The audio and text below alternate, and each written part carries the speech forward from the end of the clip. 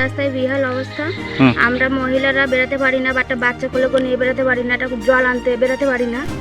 রাস্তাঘাটের জন্য আমরা বিক্ষোভ দেখাচ্ছি। আমাদের বাড়ির ঘরে মহিলা আছে, পশুপতি মা আছে, তারা একদম বাইরে বেরোতে পারে না। একজন গর্ভবতী মা আমার যা, তিনিও পড়ে গিয়েছিলেন, তার বাচ্চা অসুস্থ, হ্যাঁ সেখানে উপস্থিত নেই। দুরবস্থার জন্য পশুটি মায়েদেরও আমরা নিয়ে যেতে পারছি না। এখানে আপনি দেখবেন যাওয়ার পথে মানে হাফ ফুটের মতো আছে ঘেরাটা।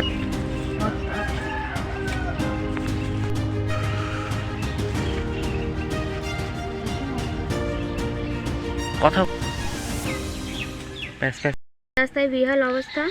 আমরা মহিলারা বেরোতে পারি না, একটা বাচ্চা কোলে নিয়ে বেরোতে পারি না, একটা জল আনতে বেরোতে পারি না।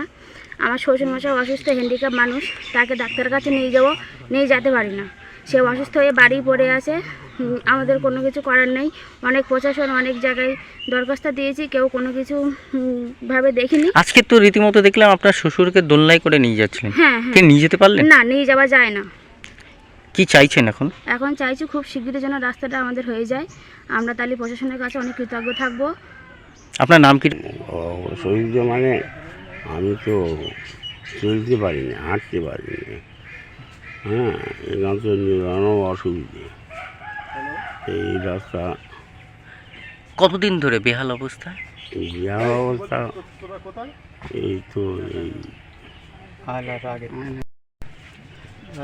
বিশাল কষ্ট হয়।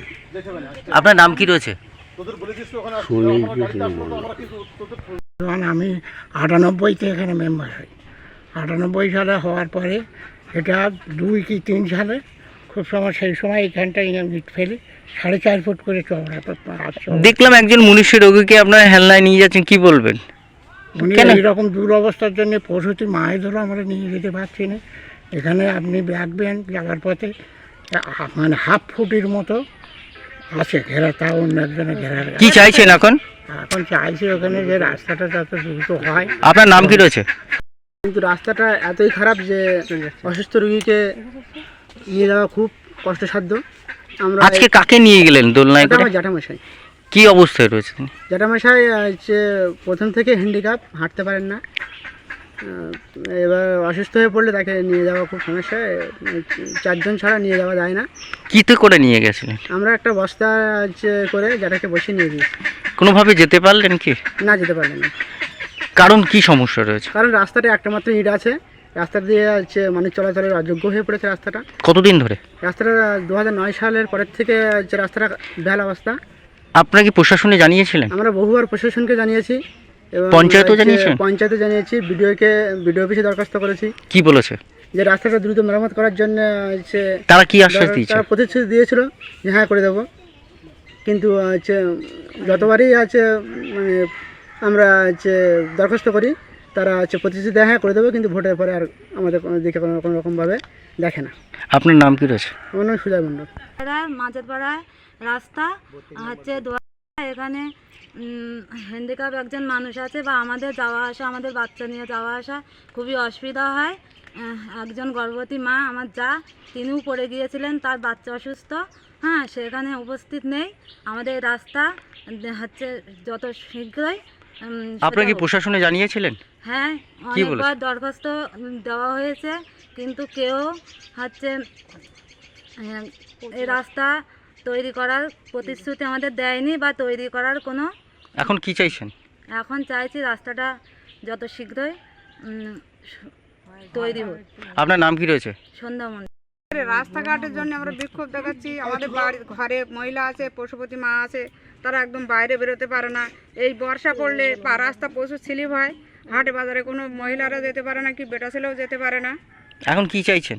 এখন রাস্তা চাইছি যে খুব শীঘ্র যেন রাস্তাটা হয়। আপনার নাম কি রয়েছে? আমার নাম বিভা মণ্ডল। রাস্তা আমাদের দিতেই হবে। রাস্তাটা খুবই প্রয়োজন। রাস্তা আমাদের দিতেই হবে।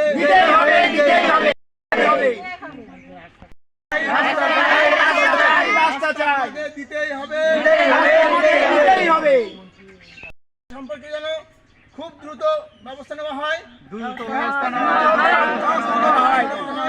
যাতে আমাদের যাতায়াতের কিছু হয়নি। আরও দুর্ভাগ্য কপালে আমাদের এই যে সমস্ত বাড়ির পাশে মহিলারা আছেন, এরা যাতায়াত করতে পারে না। রোগী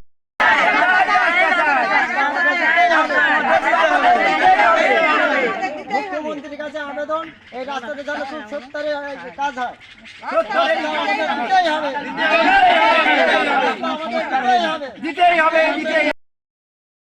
আমাদের ভিডিও ভালো লাগলে লাইক এবং শেয়ার করুন। কমেন্ট সেকশনে গিয়ে জানান আপনাদের মতামত।